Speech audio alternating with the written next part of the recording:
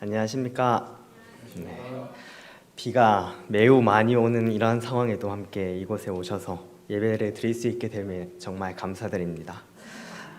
지금 안 오나요? 다행이네요. 참 지난주는 참 코로나 환자들이 참 많았던 그런 한 주인 것 같습니다. 우리 교회 내에 제가 알고 있는 코로나 걸리신 분만 총 6분이 계십니다. 또 그 가족까지 하면은 저도 잘 모르겠습니다. 더 많아질지도 모르겠지요. 부디 성도님들께서 몸 관리 잘 하셔서 아프지 않으셨으면 좋겠습니다. 오늘은 새 용사의 죄송합니다. 오늘은 새 용사의 모습이라는 제목을 가지고 함께 은혜를 나누고자 합니다. 여러분들 삼국지 다들 많이 들어보시고 많이 읽어보셨을 거라고 생각이 듭니다. 또 어떤 사람들은 삼국지를 3번 읽지 않은 사람이랑은 대화를 하지 않는다라고 이야기하는 그런 사람들도 있을 만큼 굉장히 많이 유명하고 또 굉장히 많은 사람들이 읽는 그러한 책이지요. 이 삼국지 이야기에서 여러분들은 좋아하는 이야기가 어떤 것들이 있습니까? 많은 사람들이 알고 있는 그러한 내용들이 참 많이 있죠. 근데 그 중에 하나인 조자룡의 이야기를 잠깐 하려고 합니다. 유비가 조조한테 쫓기고 있었습니다. 그래서 도망을 계속해서 가고 있는 중이죠. 형주성을 지나고 그 주변에 있는 장판판에 이르렀을 때 조조의 군대가 유비를 따라잡습니다. 그리고 유비의 그 군대를 공격을 하게 되지요.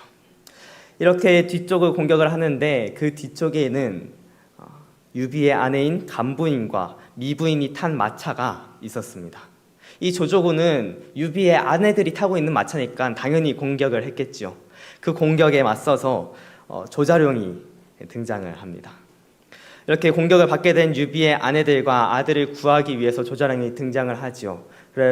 그렇지만 그 마차에 타고 있던 미축과 간부인을 구한 다음에 더 구하지 못한 미부인과 유비의 아들인 유선을 구하려고 조조군 사이로 이 조자룡이 홀로 들어갑니다. 이 조자룡은 미부인과 유선을 발견하지만 조조의 군대에게 포위를 당할 위험에 있었죠. 이러한 상황에서 조자룡은 유선을 살리기 위해서 유비의 아들인 유선을 살리기 위해서 이 포위망을 뚫기 시작합니다. 혼자서 이 포위망을 뚫고 결국에는 유비의 아들인 유선을 데려다 주게 되죠. 이때 유비는 유선을 내치면서 너 때문에 나의 대장, 나의 군사를, 나의 신하를 잃을 뻔했다고 한탄했다고 이야기를 합니다. 이 이야기는 매우 유명한 이야기지요. 삼국지를 몰라도 한 번쯤은 들어본 그러한 이야기입니다. 이 이야기에서 조자룡이 유비를 위해 자신의 목숨을 걸고 아들을 구한 충성심과 유비는 자기의 가족보다 자신의 신하를 더욱더 귀중하게 여기는 그런 이야기를 전해줍니다. 자신의 목숨을 거는 충성심을 우리에게 조자룡은 보여주고 있죠. 이런 이야기는 우리 주변에서 참 많이 찾아볼 수가 있는 것 같습니다. 소수 혹은 홀로 많은 다수의 적이 있는 곳 혹은 위험한 곳에 들어가는 그러한 이야기들, 어떤 것들이 있을까요? 영화 중에 라이언 일병 구하기, 그것도 소수의 인원들이 한 명을 구하기 위하여서 위험한 곳으로 들어가는 그러한 이야기를 가지고 있고요. 또 우리와 같은 제7의 안식의 예수재림 교인이 주인공인 핵소고지도 비슷한 이야기입니다. 많은 부상자들을 구하기 위해서 전투가 일어나고 있는 그 위험한 장소를 홀로 무장도 하지 않고 들어가는 그러한 이야기. 이러한 이야기는 우리 주변에서 종종 볼 수가 있는 내용들이죠. 혼자 소수의 인원이 다수의 적에게 스스로 간다라는 그 이야기는 우리에게 긴장감을 주고, 그리고 그것을 성공했을 때 우리에게 정말 즐거움을 가져다 주는 이야기이기 때문입니다. 성경에서도 이런 이야기가 있습니다. 사무엘상 23장 14절부터 17절에 있는 말씀입니다. 그때 다윗은 산성에 있고 블레셋 사람의 영체는 베들레헴에 있는지라. 다윗이 사모하며 가로되 베들레헴 성문 곁 우물물을 누가 나로 마시게 할꼬 하매 새 용사가 블레셋 사람의 군대를 출동하고 지나가서 베들레헴 성문 곁 우물물을 길어가지고 다윗에게로 왔으나 다윗이 마시기를 기뻐하지 아니하고 그 물을 여호와께 부어드리며 가로되 여호와여 내가 결단코 이런 일을 하지 아니하리이다. 이는 생명을 돌아보지 아니하고 갔던 사람들의 피니이다 하고 마시기를 즐겨하지 아니한지라. 새 용사가 이런 일을 행하였더라. 이스라엘과 블레셋 사이에 전쟁이 있었습니다. 다윗은 아둘람 굴에 있었고 블레셋 사람은 르비임 골짜기에 진을 쳤지요. 이렇게 블레셋 사람들이 르비임 골짜기에 진을 친 것을 보고 어떤 사람들은 사무엘하 5장에 나오는 블레셋과 다윗이 싸운 전쟁일 것이라고 이야기를 합니다.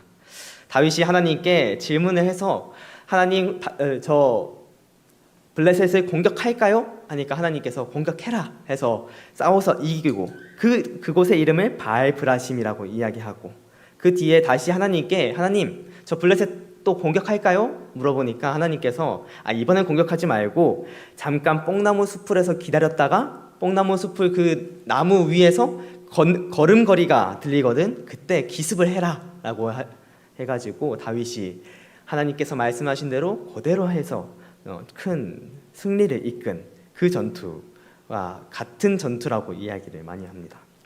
여하튼 이때 다윗은 이 아둘람굴 그쯤에서 자신이 어렸을 때 살았던 베들레헴을 바라보면서 성문 곁에 있는 우물물을 누가 나로 마시게 할꼬라고 이야기를 합니다. 아마 이 다윗은 자신이 어렸을 때 살았던 그 고향을 바라보면서 저 우물에서 내가 어렸을 때 목말랐을 때 저 물을 마셨는데 그때 정말 달콤한 물을 마셨는데 라고 생각을 했을지도 모르겠습니다. 그래서 이번에도 이거 찾아보니까 이 아둘람굴 주변에는 깨끗한 물이 많이 없다고 이야기를 해요. 또 그때 당시에는 굉장히 더운 시기여가지고 갈증이 매우 심했을 것이라고 이야기를 많이 합니다. 어찌됐든 이 다윗은 그 베들레헴을 바라보면서 그 성문 어귀에 있는 그 우물물이 마시고 싶다라는 생각에 빠지게 되었고 그것을 이야기하게 되었죠.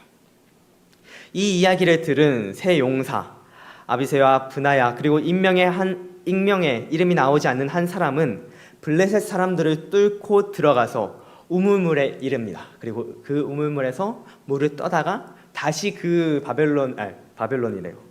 블레셋의 그 포위망을 뚫고 다윗에게로 가죠. 그리고 다윗에게 그렇게 물을 마시고 싶어 했다고 이야기하는 다윗에게 그 물을 가져다 줍니다. 이러한 모습을 본 다윗은 이 물 때문에 새 용사를 잃을 뻔했다는 것에 그렇게 원하던 물을 마시지 않고 하나님께 바치면서 내가 다시는 이런 말을 하지 않겠습니다 라고 이야기를 하지요. 이 이야기는 새 용사의 충성심을 드러내며 또 다윗이 자신의 사람을 얼마나 아꼈는지를 알려주는 대목이죠.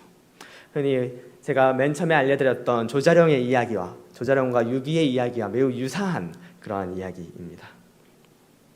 이 이야기는 우리에게 조금 많은 긴장감을 가져다 주게 되고요. 그리고 또 그 이야기를 성공했을 때, 그 물을 떠왔을 때 정말 기쁜 그러한 모습을 보여주게 됩니다. 그리고 이 이야기는 우리의 마음을 돌아보게 만들어주지요. 이 새 용사의 모습이 우리에게 적지 않은 감동과 그리고 적지 않은 도전을 가져다 줍니다. 이 새 용사는 다윗의 말을 듣고 블레셋 사람들이 둘러싸여 있는 그곳을 뚫고 들어가기 시작을 합니다. 새 용사는 자신의 목숨이 잃을 수 있다는 그 사실에도 자신의 행동을 멈추지를 않았어요. 그저 다윗이 원하는 것, 명령을 내리지 않았고 혼잣말과 비슷한 어투로 말한 그 이야기를 듣고 다윗을 위해 블레셋을 향해 나아갔죠. 이러한 새 용사의 충성심, 그런 충성심이 우리에게 있습니까?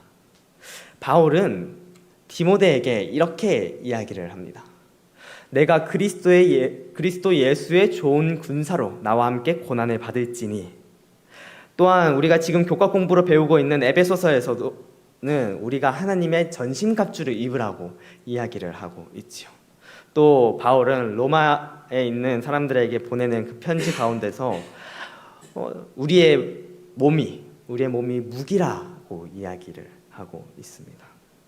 바울은 우리가 그리스도이신 예수님의 군대라고 이야기를 하지요. 군인은 어떤 사람들입니까? 군대는 어떤 단체인가요? 전투를 준비하고 유사시에는 전투를 하는 그러한 사람들이지요. 아마 군대를 다녀오신 분들은 아마 많이 들으셨을 것입니다. 제가 군대에 있을 때 우리에게 어떠한 임무가 주어지더라도, 심지어 100% 죽을 수밖에 없는 그런 임무가 주어지더라도 우리는 전쟁의 승리를 위해서 그곳에 가야 한다라고 이야기를 하는 그런 말을 많이 들었죠. 그리고 어떠한 임무가 주어지든지 그 임무를 승리로 잘 수행할 수 있도록 훈련을 열심히 받아야 한다라고 이야기를 하면서 당시 간부들이 병사들이 열심히 훈련을 시켰던 그런 기억이 있습니다. 바울도 우리가 군대라고 이야기를 하고 있죠. 오늘의 본문 성경절에 있는 말씀처럼 새 용사처럼 우리가 군사라고 이야기를 하고 있습니다. 사단이 하나님의 군사인 우리가 넘어지고 또 군사의 역할을 제대로 하지 못하도록 노력할 때 우리는 그 시험과 그리고 그 전투에서 싸워서 이기는 그러한 군사인 것이죠. 하나님의 군사인 우리의 충성심은 어디를 향해 있습니까? 성경에 보면 하나님을 향한 그 충성심, 그것을 가지고 자신의 목숨도 아끼지 않았던 그런 사람들이 아주 많이 있죠. 그중 다니엘의 모습을 짧게 보겠습니다. 담임 목사님께서 우리에게 대언하셨던 내용인 다니엘 6장에서 다니엘의 원수들은 다니엘을 죽이려고 혹은 이제 더 이상 그 정치 생활을 못하게 하기 위해서 수를 쓰죠. 왕 외에 다른 신이나 사람에게 기도하면 사자굴에 던지자는 그런 법을 만들게 됩니다. 그런데 이 법을 알고도 다니엘은 예루살렘을 향해 하루 3번 창문을 열고 기도를 하죠. 왜 창문을 열고 기도를 했을까요? 예루살렘을 향해서 기도했다는 것은 솔로몬이 성전을 지을 때 예루살렘이 있지 않을 때 예루살렘을 향하여 기도하면은 하나님께서 응답해 주십시오라고 했던 그 기도에 근거해서 예루살렘을 향해서 기도했다는 것을 알겠는데 왜 창문을 열고 기도했을까? 화입부인은 이렇게 이야기를 합니다. 그가 하나님께 충성하는 결과가 어떻게 될지를 잘 알고 있으면서도 동요하지 아니하였다. 그를 멸하려고 음모를 꾸미고 있는 자들 앞에서 그는 하늘과 자기의 관계가 단절된 것처럼 보이는 것조차도 허락하지 아니하였다. 왕이 명령할 수 있는 권한을 가진 모든 사항에 대해서 그는 기꺼이 순종할 것이었다. 그러나 왕도 그의 금령도 그를 만왕의 왕에 대한 충성의 길에서 벗어나게 할 수는 없었다. 다니엘은 하나님을 향한 그 충성심으로 기도를 안 하는 것을 생각조차 안 했습니다. 당연히 기도했지요. 그러나 다른 사람이 보았을 때 그 법령으로 인해서 하늘과 자기의 그 관계가 단절되는 것처럼 보이는 그러한 것조차도 허락하지를 않은 것이죠. 하나님을 향한 그 충성심이, 다니엘이 가지고 있는 그 충성심이 사단이 우리에게 주는 그 어떤 고난과 시험에도 실패하지 않는 것처럼 보이고 실패하지 않는 것처럼 보이지 않길 원하는 충성심. 내가 하나님을 섬기고 있고 내가 하나님을 사랑하고 하나님께 나의 온 마음과 몸을 들여서 충성한다는 그 마음이 우리에게 더욱더 많이 필요할 것입니다. 저는 이런저런 이야기를 들으면서 위험한 지역에 선교를 하러 가는 분들에 대해서, 그리고 그 선교를 하러 갔다가 순교를 하시는 분들의 이야기를 들으면은 그럴 때마다 저는 고민을 하게 됩니다. 과연 나는 그런 행동을 할 수 있을까? 과연 나는 그 선교사처럼 그렇게 선교하러 갈 수가 있을까? 내 목숨보다 하나님의 사업을 더 중요하게 여길 수 있을까? 고민을 하곤 하죠. 삼육 부산병원 성도 여러분, 우리 하나님을 향한 충성심을 굳게 가집시다. 나의 목숨이 위험하다고 하더라도 사람의 법이, 왕의 법이, 주변 환경이 하나님을 향한 충성심을 가지지 못할 것 같을 때도, 그리고 가지지 못하게 만들 때도 여전히 하나님을 향한 그 충성심을 가집시다. 다윗의 새 용사처럼 말이죠. 정말 죽을 수 있는 그 위험에도 불구하고 다윗을 위한 그 충성심 하나로 그 위험을 뚫고 들어갔던 그 새 용사처럼 말이죠. 다니엘처럼 말입니다. 내가 정말 위험하지만, 기도하면은 내가 어떻게 될지 뻔히 알지만 하나님을 향한 그 충성심을 놓지 않았던 그 다니엘처럼 말이죠. 다시 본문으로 돌아와서 이 세 용사는 다윗의 명령을 받고 행동하지를 않았습니다. 다윗을 향한 충성심이 다윗의 명령에서 온 것이 아니라 그들의 마음에서 나온 것이죠. 다윗은 그저 그 물을 마시고 싶다는 생각으로 내가 저 물을 마시고 싶다라고 그냥 이야기를 했던 그 말을 듣고 이 세 용사들은 다윗의 그 자신들의 왕의 그 이야기를 듣고 자진해서 스스로 사지로 들어가게 됐죠. 하나님께서는 우리가 억지로 하는 것을 원하지 않으십니다. 헌금을 억지로 내는 것을 원치 않으시지요. 그리고 억지로 행동하기를 원하지 않으십니다. 원하면 구하고 원하지 않으면 구하지 않아도 하나님께서는 때로는 슬퍼하시겠지만 우리를 조종하시지는 않으시지요. 하나님의 율법을 지키는 것 외에도 율법을 지키는 것에도 우리가 스스로 하시기를 원하십니다. 우리가 가진 달란트를 사용함에도 그러하지요. 그래서 화이트보이는 이렇게 이야기를 합니다. 하나님께서 우리가 스스로의 운명을 결정한다는 엄숙한 교훈을 배우길 원하신다. 이 생에서 우리가 형성하는 품성은 우리가 영원한 세월을 통해 살기에 적합한지 아닌지를 결정한다. 게으름을 피우면서 안전한 채로 남을 수 있는 자는 없다. 그에게는 달란트가 별로 많지 않겠지만 그에게 있는 것으로 장사하게 하라. 우리에게 주어진 달란트, 우리에게 주어진 이 재능을요, 우리 하나님께서 어떻게 사용하시길 원하면은 그것을 가지고 내가 원하는 대로, 나의 이득이 있는 대로 내가 마음대로 사용하는 것이 아니라 나에게 있는 재능, 나에게 있는 이 능력을 하나님의 뜻에 정통하게 사용되기를 원하신다는 것이죠.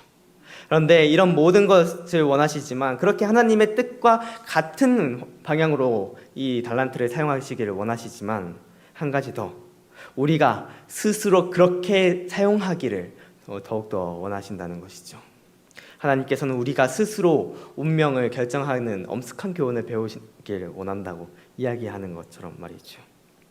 세 용사에게는 무력이 있었습니다. 이 3명 중에 2명의 이름밖에 나오지 않습니다. 그리고 2명의 행동밖에 나오지 않아요. 그러나 이 2명의 행동이 굉장히 대단합니다.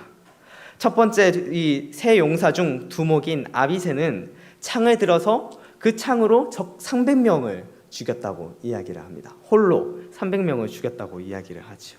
그리고 두 번째로 브나야는 모압의 아리엘의 아들 둘을 죽였고 장대한 애굽 사람을 죽였습니다.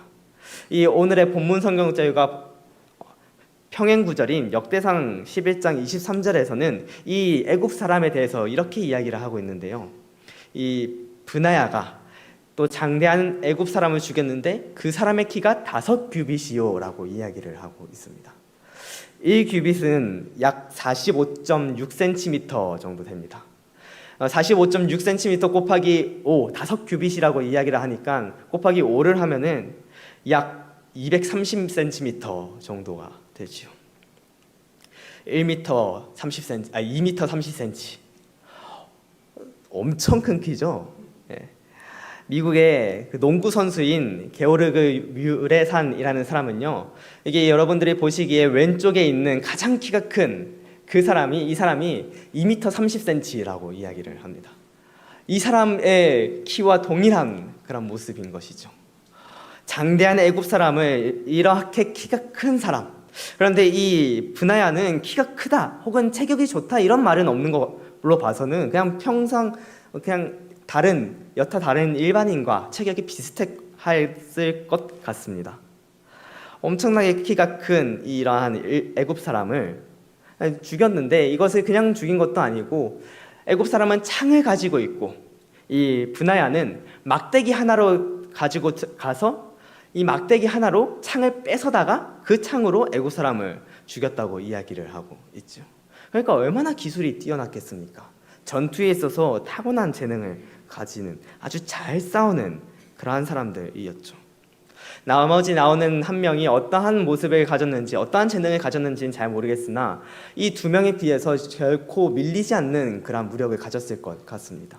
그런데 이 세 사람이요, 이런 그들이 자신의 안위를 위하여 재능을 사용하는 것이 아니라 자신의 왕을 위하여서 스스로 자신의 재능을 사용하는 것입니다. 자신에게 그러한 힘이 있으니까, 그렇게 할 수 있으니까 다윗이 원하는 그 내용을 가지고 그 내용을 접수해서 나아간 것이죠. 우리가 가지고 있는 재능은 무엇이 있습니까? 내가 할 수 있는 능력은 무엇이 있습니까? 그리고 나는 그 능력을 어떻게 사용하고 있습니까? 어떤 분들은 찬양하는 능력을, 어떤 분들은 글을 잘 쓰는 능력을, 어떤 분들은 기도하는 능력을, 어떤 분들은 요리하는 능력을 가지고 계시겠죠. 이 외에도 많은 재능과 많은 능력이 있을 것입니다.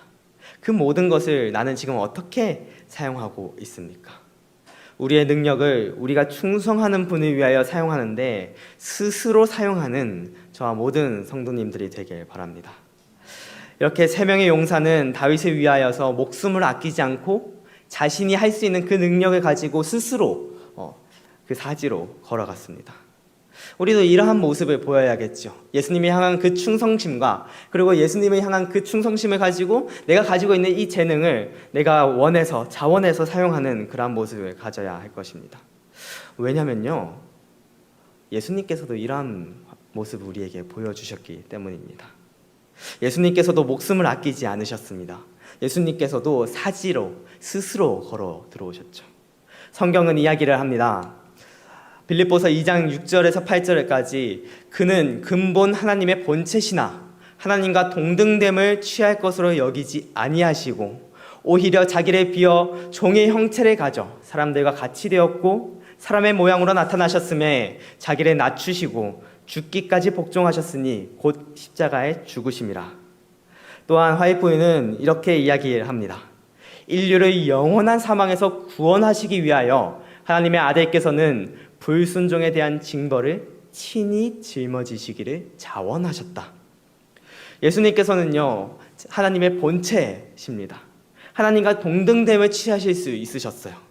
그 무한한 영광의 자리에 있을 수 있었습니다. 인간으로 오지 않을 수도 있었죠. 그러나 예수님께서는 이 땅으로 오셨습니다. 스스로를 비어서 사람들과 같이 되었고 거기서 끝나는 것이 아니라 자신을 낮추시고 죽기까지 복종하신 그러한 모습을 예수님께서는 우리에게 보여주셨죠. 이 모든 것들이 어떠한 외부의 압력으로 인한 것이 아니라 스스로 자원해서 친히 짊어지기를 자원하는 그러한 마음으로 우리에게 다가오신 것이죠. 제가 성경 공부를 하는 사람들에게 하는 질문이 있습니다. 예수님께서 성육신에 대해서 이야기를 하면서 하는 질문인데요. 여러분들이 동물을 키우시는 분도 계실 거고 동물을 안 키우시는 분들도 계실 것입니다. 근데 지금 내가 동물을 키우고 있다라고 한번 상상을 해보시길 바랍니다. 여러분들이 그 동물을 키우고 있는데 여러분들이 키우는 그 동물, 뭐 강아지가 되었든 고양이가 되었든 어떤 동물이든 그 동물이 죽게 되는 상황에 발생을 한 겁니다. 그 동물을 되살릴 수 있는, 그 동물을 살릴 수 있는 방법은 여러분들이 키우는 동물과 같은 종이 되는 것입니다. 강아지를 키운다면 내가 강아지가 되는 것이죠. 고양이를 키운다면 내가 고양이가 되는 것입니다. 뭐 예를 들어 햄스터를 키운다면 내가 그 햄스터를 살리기 위해서 내가 햄스터가 되어야 한다고 생각을 해봅시다. 이렇게 됐을 때 여러분들 중에서 난 당연히 내가 키우는 동물을 위해서 스스로 그렇게 하겠다, 동물이 되겠다라고 하시는 분들이 계신가요? 제가 여기 병원에 오기 전부터 여러 사람들에게 이 질문을 했는데 흔쾌히 나는 내가 키우는 그 동물을 위해서, 내가 키우는 그 반려동물을 위해서 내가 스스로 그 동물이 되겠다, 내가 키우는 반려동물과 같은 종이 되겠다라고 이야기한 사람이 딱 한 명 있었습니다. 한 명 있다는 것도 저는 신기하더라고요. 그 외에 제가 뭐 열 몇 명한테 정확히 기억은 안 나지만 꽤 많은 숫자의 사람들에게 질문했는데 아니라고, 난 그렇게까지 하고 싶진 않다라고 이야기를 하는 사람들을 많이 보았죠. 지금 인간으로서 기억을 다 가지고 있는데 동물이 되어서 맛있는 음식도 못 먹고 재밌는 것도 못하는 상황으로 걸어 들어가야 한다면 과연 나는 할 수 있을까 생각이 드는 것이죠. 그런데 예수님께서는 이런 일을 하신 것이죠. 아니 이것보다 더한 일을 하시죠. 예수님께서 스스로 인간으로 오셔서, 하나님이신 예수님께서 인간으로 오셔서 이 땅에 오셨지요. 그리고 목숨을 아끼지 않으셨습니다. 자기를 낮추시고 죽기까지 복종하셨습니다. 하나님께 충성하셨죠. 자신의 목숨보다 하나님의 사업을 위해서 당신의 목숨을 귀하게 여기지 아니하시고 십자가에 달려서 돌아가셨습니다. 그리고 우리에게 무엇을 가져다 주셨습니까? 우리에게 물을 가져다 주셨죠. 우리에게 생명을 가져다 주셨습니다. 우리가 살아갈 수 있는 그러한 물을 가져다 주셨죠. 목이 말라서 죽을 수밖에 없는 우리가 목이 말라서 그렇게 간절히 찾고 있을 때 예수님께서는 이 땅에 오셔서 스스로 자원해서 오셔서 십자가에 달려서 돌아가시고 그리고 우리에게 생명을, 영원한 생명을 허락하여 주신 것이 아닙니까? 우리가 살아갈 수 있도록 해주셨지요. 예수님께서 우리를 위하여서 이러한 행동을 하셨습니다. 우리의 모본이신 예수님께서 우리에게 무엇을 보여주셨습니까? 그리고 우리는 어떠한 행동을 해야 합니까? 화이트부인은 1902년 페르난도 학교의 개교식에서 이런 이야기를 했습니다. 그리스도께서는 우리가 무엇이 될 수 있는가의 모본을 주시고 우리가 완전한 생애를 살 수 있도록 보여주시기 위해 이 세상에 오셨습니다. 예수님께서는 우리에게 허무맹랑한 것을 요구하시지 않습니다. 우리에게 말도 안 되는 것을 요구하시지 않으세요. 예수님께서는 우리에게 요구하시는 것은 다 예수님께서 모본으로 보여주신 것들을 우리에게 요구하십니다. 예수님께서 스스로 다 하신 것들을 우리에게 요구를 하시죠. 그리고 지금 우리에게 이렇게 이야기를 합니다. 우리 함께 하나님께 충성하자. 우리가 스스로 나의 목숨보다 하나님께 더욱더 충성된 마음을 가지고 나의 목숨보다 더욱더 그 하나님의 사업을 귀하게 여겨서 우리가 하나님께 그렇게 충성하자. 그리고 우리가 가지고 있는 이 재능을 하나님께 스스로 내가 원해서 하나님께 사용하고 하나님의 사업을 위해서 사용하자라고 이야기를 하고 계신 것입니다.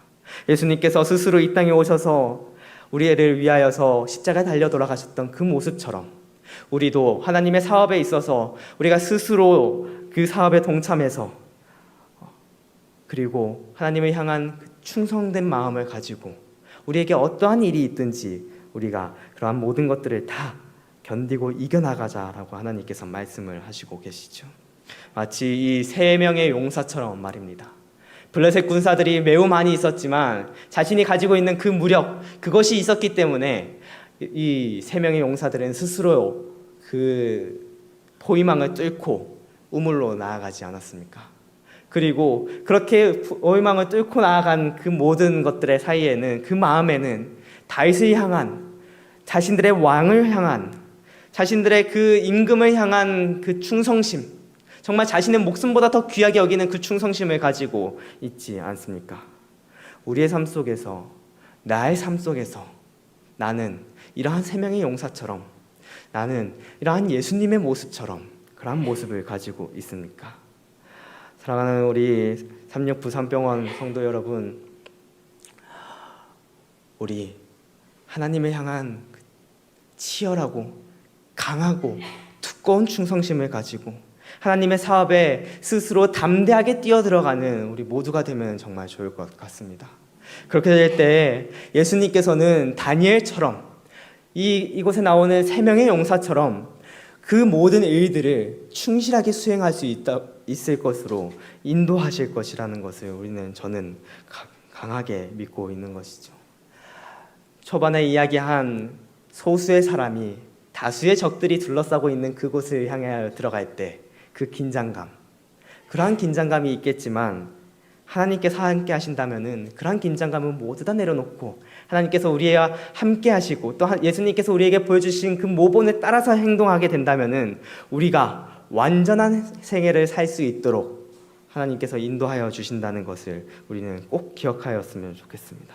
그것을 기억하고 우리의 삶 속에서 하나님을 향한 그러한 마음과 그리고 스스로 자원하는 그러한 마음을 가지고 우리의 삶 속에서 하나님의 사업을 잘 수행하고 잘 이행하는 저와 여러분들이 되길 바라면서 오늘 말씀을 마치고자 합니다. 하늘에 계신 하나님 아버지, 저희를 위하여서 이 지구에, 이 죄가 가득한 지구에 그 사지에 스스로 오시고 또 하나님의 그 예수님의 목숨을 아끼지 아니하시고 십자가에 달려 돌아가심으로써 저희들이 영원한 생명을, 정말 갈증이 정말 많은 우리에게 영원한 생명을 허락하여 주심에 정말로 감사드립니다.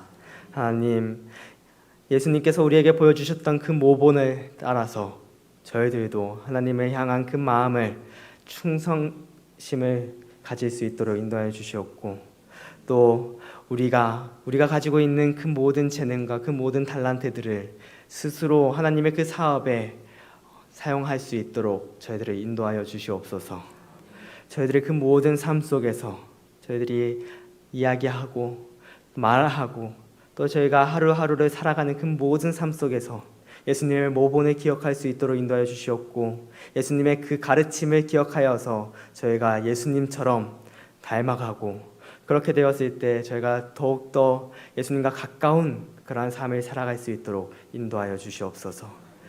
그 모든 순간마다 하나님께서 저희와 항상 함께 해주실 것을 믿고 감사드리며 사랑이 많으신 예수님의 이름으로 간절히 기도드립니다.